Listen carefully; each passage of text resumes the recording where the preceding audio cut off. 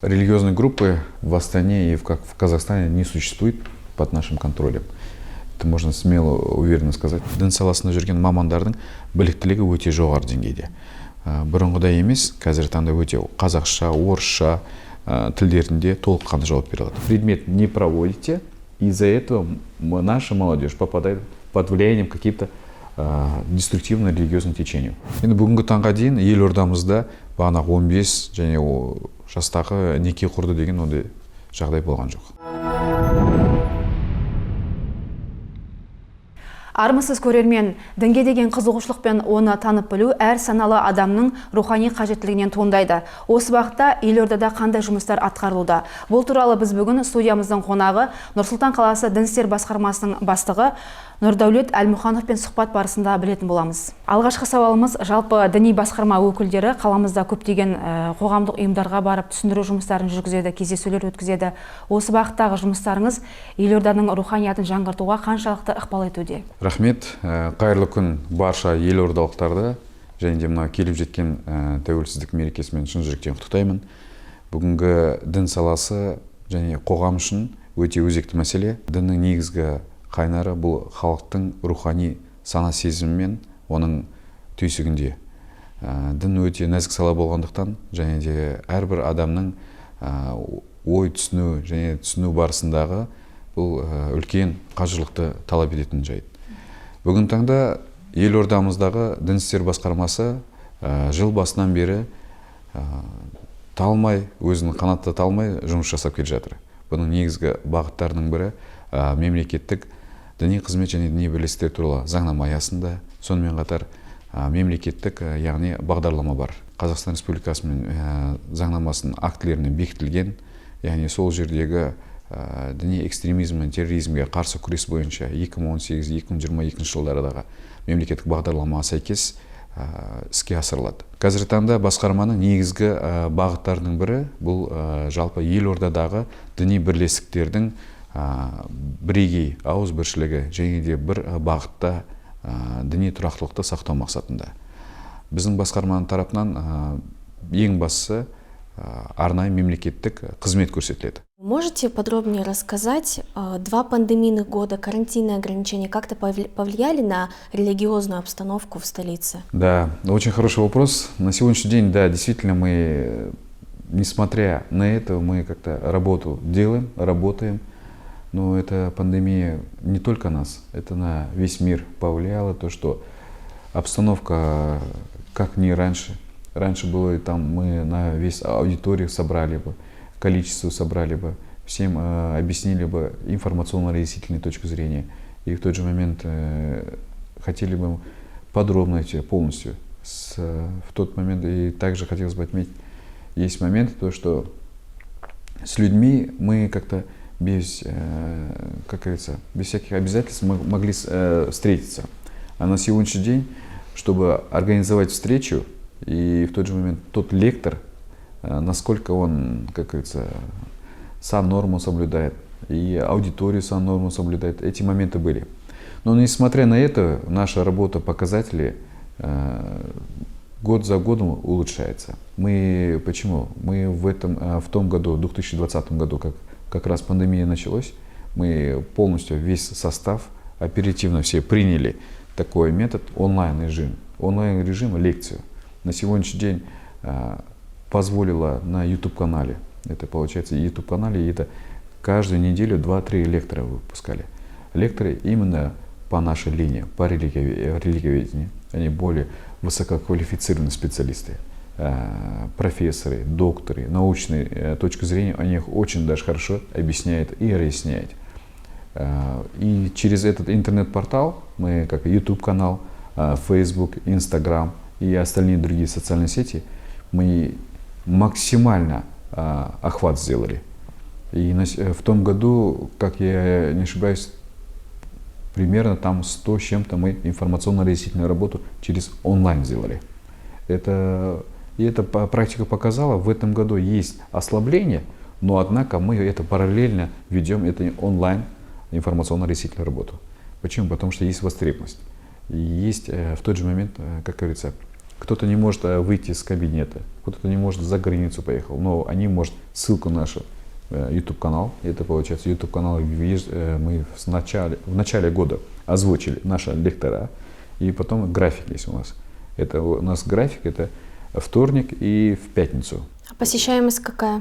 Посещаемость на сегодняшний день очень даже хороша, 12 тысяч примерно. А во время пандемии как к вам граждане обращались за помощью? Вот, это хороший вопрос тоже. Мы во время пандемии мы сработали обратная реакция, чтобы получить у людей. Мы запустили через городской 109 ИЖ, общегородской, да, Айкомик. Туда подключили вопрос о религии. У кого-то касающий вопрос касательно религиозного характера вопроса, они могут обратиться туда по-любому. Это телефон номер анонимный мы запустили. И в тот же момент, чтобы все граждане были оповещены, мы через ИРЦ. ИРЦ есть же, вот каждый квиток к дому приходит. Мы туда полностью, один тираж полностью мы взяли, это порядка 400 тысяч касса, там раздаются по городу. И туда мы полностью оповестили о том, что религия, религиозно-касательные вопросы анонимно принимается телефон доверия. Енді мына қазір қаламызда, елордамызда мешіттер өте көбейіп жатырған қуанарлық жағдай.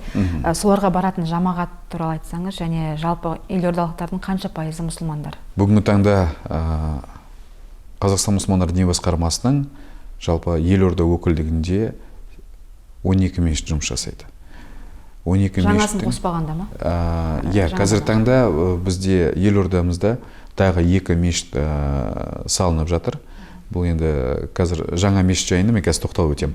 Ал жалпы елордамызда 12 мешіт жұмыс жасайды. 12 мешіттің жалпы сыйымдылығы қалаға қаншалықты дегенмен бәрібір мынау жұма уақытысында, яғни діннің, ислам дінінің ішінде жұма уақытысында, яғни жұма намазға бару дейді. Сол кезде мешіттерімізді көреміз лық толы. Сол себептен де алдағы уақытта мешіттердің қажеттілік туындағаннан кейін бұл бағана жаңа мешіттер салынып жатыр. Бағана өзіңіз айтып өткендегідей сұрағаныңызда мынандай елордамызда қанша дін сенушілер? Жалпы бүгінгі таңда әлеуметтік зерттеулерге нәтижесінде елордамыздың 80% мұсылмандар құрайды, яғни ханафи мазхабы бойынша. Енді бір жағынан көңіл қуантатын жағдайы бар. Және де жалпы қазір таңда бұл не себептен көбейіп жатыр деген сұрақта туады. Бұның барлығын біз зерттеп, және де бұның тиянақты түсінгеніміз, бұл 80% да қазір таңда Қазақстан мұсылмандар діни басқармасының, яғни мешіттерді баратындығына және олардың не алғанына біз өте қуанамыз. Өткен себебі қазір таңда дәстүрлі емес не ағымдар бар ғой. Жалпы ислам дінінің ішіндегі көп кетіп жатқан азаматтарымыз бар, азаматшыларымыз бар. Өздеріңіз көргендегідей Ауғанстан мемлекеті бар, Ирак мемлекеттері бар, сол жаққа кетіп жатқандар бар. Соларда кетпеу үшін біздің тараптан, яғни Қазақстан мұсылмандар діни басқармасының тарапынан түсіндіру жұмыстары жүргізіліп жатыр. Сонымен қатар мынау қазір таңда біздің басқарманың және қалалық басшылығының шешімі бойынша мынау оңтүстік шығыс, яғни Биік Шанхай дейді, мынау біздің орталық базар жақтарда сол жерде де мешіт салуды біздің ұсыныс білдіргенбіз. Яғни бүгінгі таңға дейін мердігер табылып, ол жақтан салынатын болды. Өткен себебі қазір таңда маргиналдық молодежь дейміз. Маргиналдық молодежь қайдан шығады? Олардың діни түсінігін және де басқа нәрсеге тез беріліп кетуі өзінің ішкі рухани құндылығы болмағандықтан. Сол себептен де бұл бағытта біздің қазір жұмыс жасап келе жатырмыз. Үлкен мешіт енді әлемдік мешіттердің арасында 10-дыққа кіреді деп айтсақ та болады. Өйткені сыйымдылығы бойынша, оның көлемі бойынша. Қанша адамды қамтиды? Бүгінгі таңда мешітіміз, ол мешіт 30 мың адам қамтиды, жалпы ішкі. Сонымен қатар бұның ішкі мешіттің өзі 2 бөліктен тұрады. Яғни басында кіріп келе жатқан кезде үлкен терраса ретінде енді салынған несі бар. Сол жерді қосқанда бір 60 мың адамға құрайтын болады. Негізі жалпы жаздық көлемде қарайтын болсақ.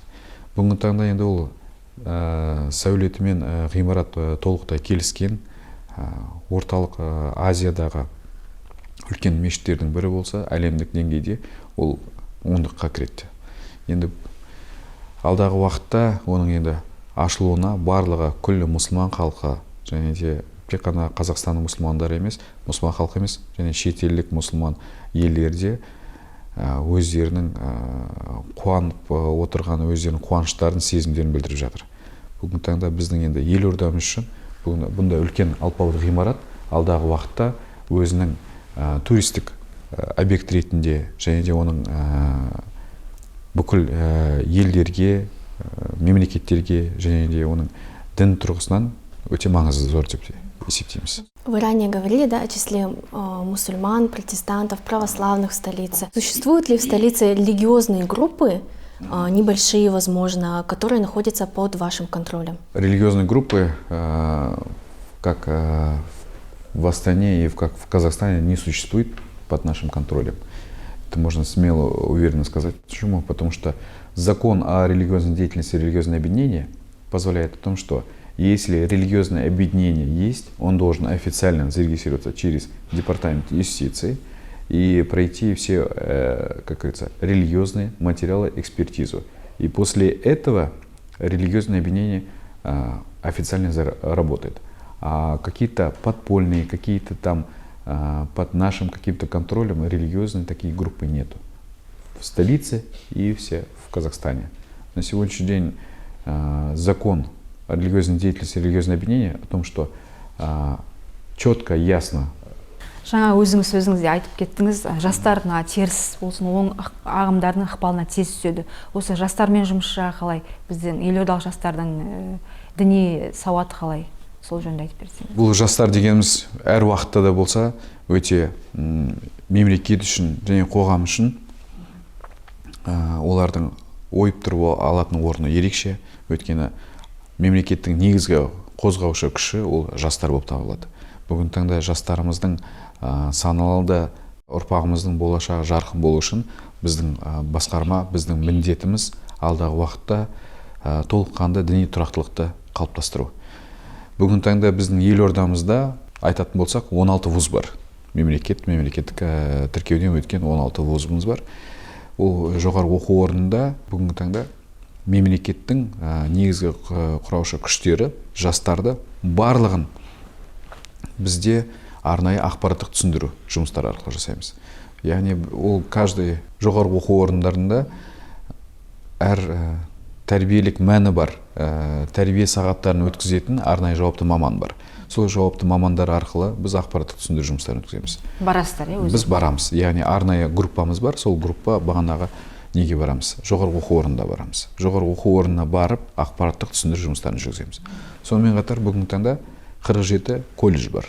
Яғни арнаулы орта білім ортасында біздің мамандарымыз бар. Яғни ол мамандарымыз дінтану саласын жетік білген, сол кісілер күнделікті ақпараттық түсіндіру жұмыстарын жүргізеді. Яғни ақпараттық түсіндіру жұмыстары. Яғни жастар қадағалауда деп айта аласыз ба сонда? Жастар қадағалау деп толықтай айта алмаймын. Жастарды біздің мейлінше толыққанды оларға дұрыс бағытты беруге тырысамыз. Бүгінгі таңда енді Евразиялық ұлттық университетін алатын болсақ 20 мыңға жуық студент бар. Сосын медуниверситеті алатын болсақ, енді жалпы елорданың басым көпшілігі жастар құрағандықтан бұл жастар өте көп бізде.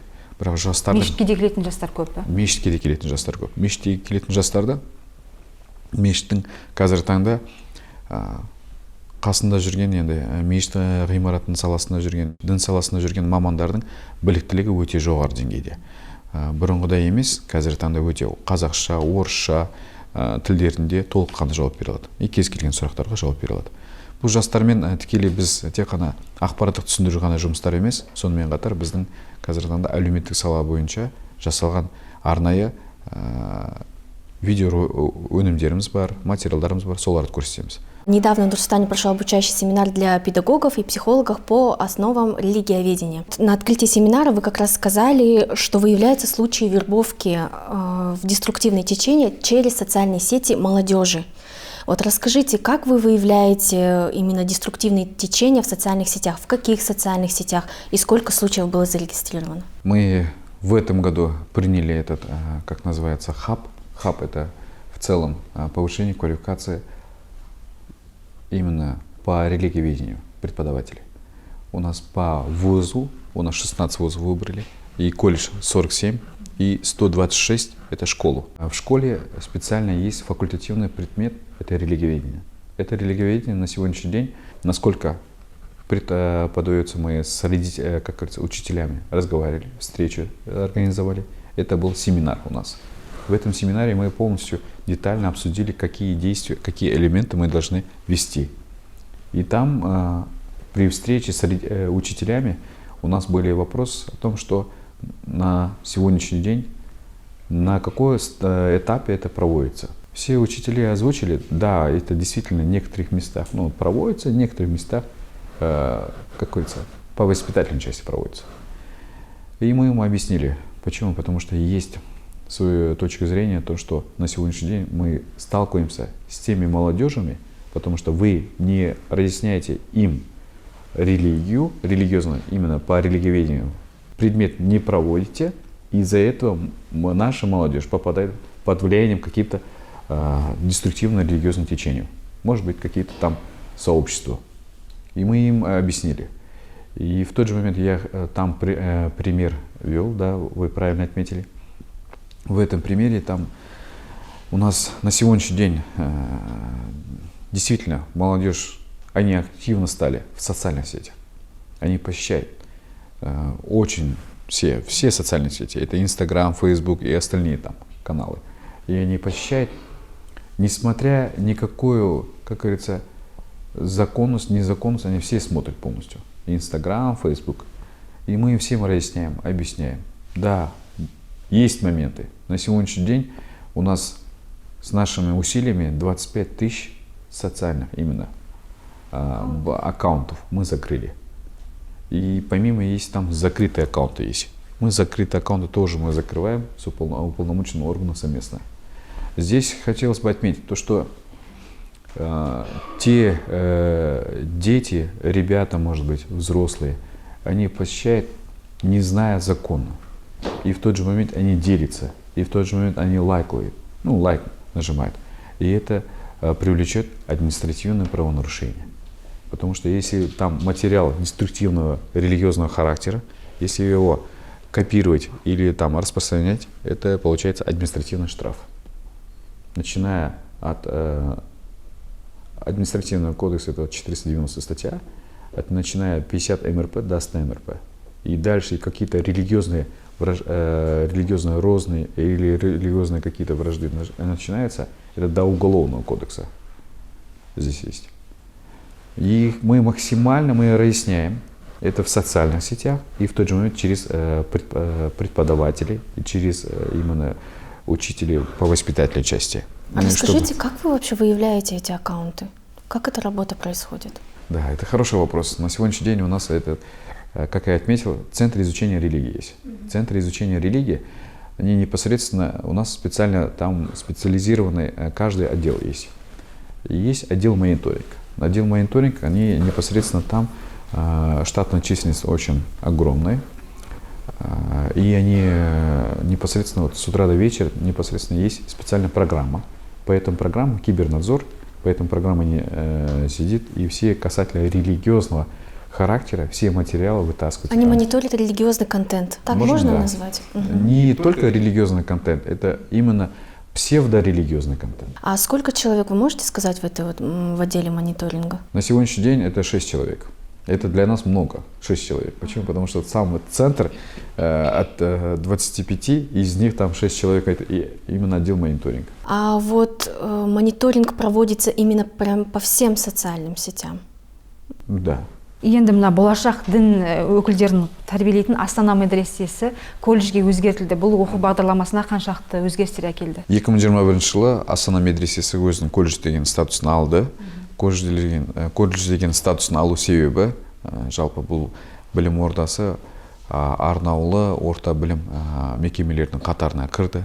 Және де біздің ең көңіл қуантатын жағдай бұл болашақта өзінің диплом дейміз ғой, дипломын жоғарғы оқу орындарына бір арнайы мекемеде жұмыс жасауға арнайы мемлекет тарапынан ұсынылатын болды. А бұрын ұсынылмайтын? Бұрын ұсынылмайтын, да. Медресені бітірді, болды. Қандай еді? Ол кезде не істейтін еді? Медресені бітіргенде бір дін саласына қызмет ететін еді. Бірақ ол айтарлықтай дипломды, яғни оның белгілі бір дәрежесі болмайтын еді. Сонымен қатар медресенің қазіргі таңда бұл колледж деген статус алу себебі біздің қоғамның ішінде зайырлық деген. Яғни біздің мемлекетіміз зайырлы қоғам болғандықтан ол медресенің колледждің ішінде біздің мемлекетіміздің толықтай зайырлық құндылықтарын оқытады. Және де ол ертеңгі біздің болашақтарымыз. Өзгерістер бар, пәндерден. Енді әрине ол өте жақсы өзгерістер алып келе жатыр. Өйткені біздің ол жердегі бітіріп шығатын түлек ертең зайырлы қоғамға емін еркін еніп кете алады. Тек қана мешітке емес, қандай тағы салаға жұмыс істейді? Дін саласына жұмыс жасауға болады. Дінтану пәнінің мұғалімі болуға болады. Ішкі саясатқа? Ішкі дін істер басқармасына жұмыс жасауға болады.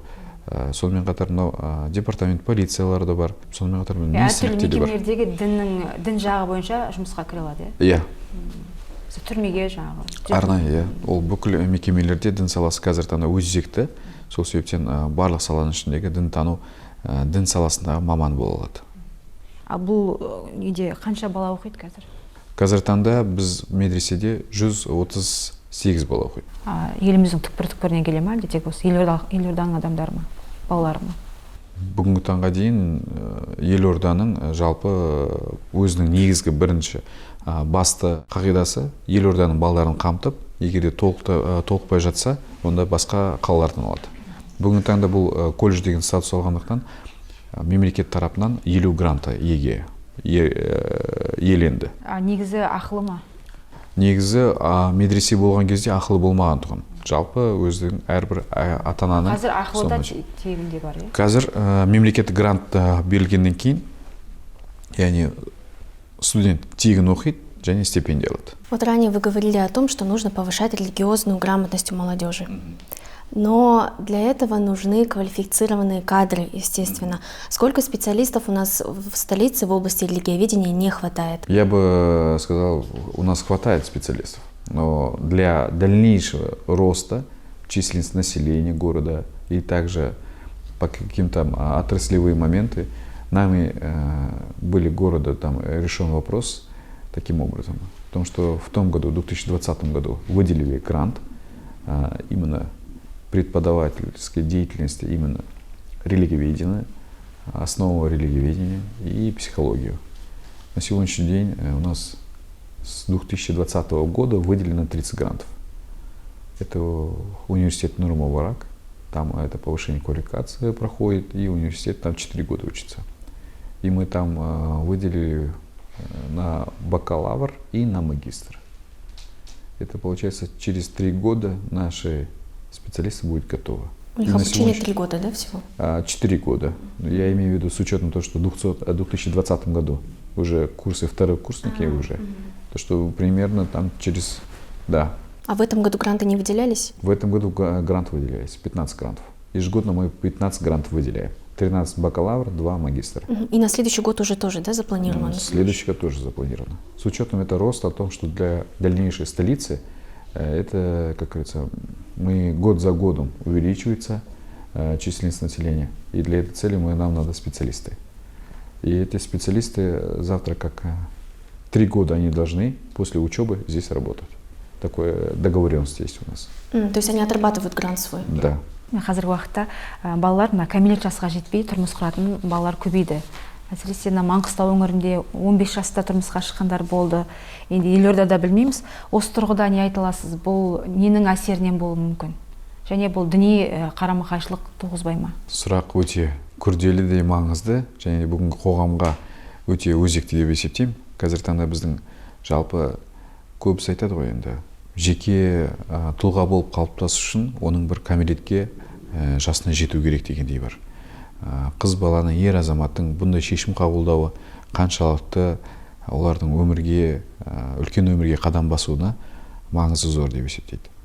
Бүгінгі таңда дін тұрғысынан айтатын болсам, Қазақстан мұсылмандар діни басқармасының негізгі елордалық қағидасы бойынша ерлі-зайыптылар заңды некеден өткеннен кейін сол заңды некенің куәлігін көрсету арқылы біздің елордалық мешіттерде неке қиылады. Яғни шариғат ілімі бойынша. Ал егерде заңды неке көрсетілмесе, шариғат бағанағы мешіттегі неке қиылмайды. Яғни бұл бізде қатаң ұстаным. Өткен себебі Бұндай қауесет әңгімелердің бір шамасы болған жайт бар. Себебі бұның батыс өңірінде болмаса Қазақстанның мемлекетінен тыс жерлерде де жалпы кәмелет жасқа жеткен қызды толықтай иеленіп, яғни тұрмысқа беруге болады деген шешім қабылданған. Бұл біздің мемлекетіміздегі бұндай шешім мен ойымша жоқ деп ойлаймын. Өйткені себебі елордада нық қайталам. Сенімді түрде толықтай елордамызда ондай қабылданбайды. Ал енді шетел асып кетіп жатқан біршама жастардың, яғни дәстүрлі емес не бағыттағы тағы да келетін болса, олардың осындай бір өзінара, ішінара бір, яғни шешімдері бар. Яғни кәмелет жасқа толған жастарды ала беруге болады деген. Ол сол дәстүрлі емес, яғни діни ағымның бір ұстанымдары деп айтсақ та болады. Біздің енді жалпы мынау әлеуметтік желіні барлық ата-аналар, әке-шешелер көріп отқаннан кейін айта кететін жайт бар.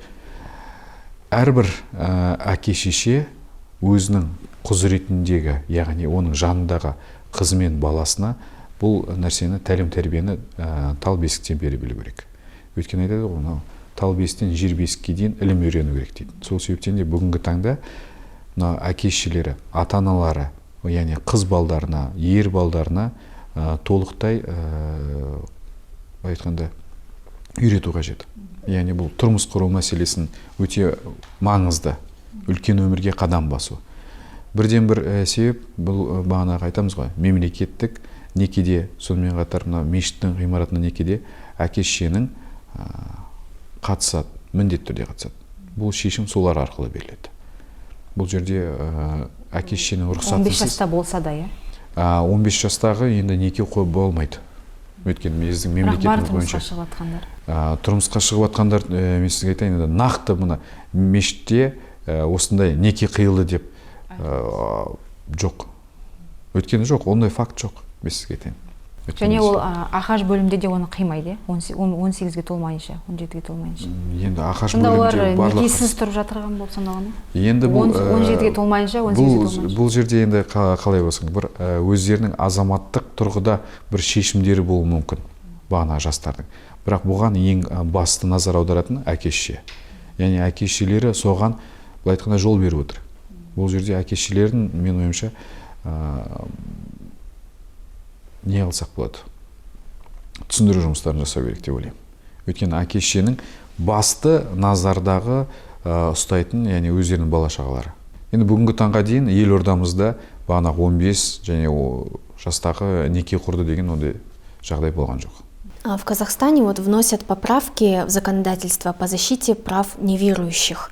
Сколько неверующих граждан проживает в Нур-Султане? На сегодняшний день это вопрос, как говорится, в парламенте, и в Комитет по делам религии тоже по этой части своей поправкой вносит. На сегодняшний день это обсуждение в парламенте. И в ближайшее время это, думаю, вступит в свою законную часть. На данный момент это на обсуждение. А касательно неверующих в столице, по нашим социологическим исследованиям, это примерно составляет нет неверующих, а просто отказавшие от религиозных взглядов, можно так сказать, 17%. И это не может такой показатель 17%, чтобы они все неверующие. Они просто отказались. И среди них есть какое-то энное процентное соотношение неверующие. Отказались, это имеется в виду, они себя не причисляют ни к какой религии. Правильно? Некоторые люди есть, они более, как сказать, не хотят свое вероисповедание сказать, но внутри есть. Құрметті Нұрдәулет Иманәліұлы, студиямызға келіп, арнайы сұхбат бергеніңізге көп рахмет. Құрметті көрермендер, осымен бүгінгі бағдарламамыз тамам. Келесі кездескенше аман сау болыңыздар.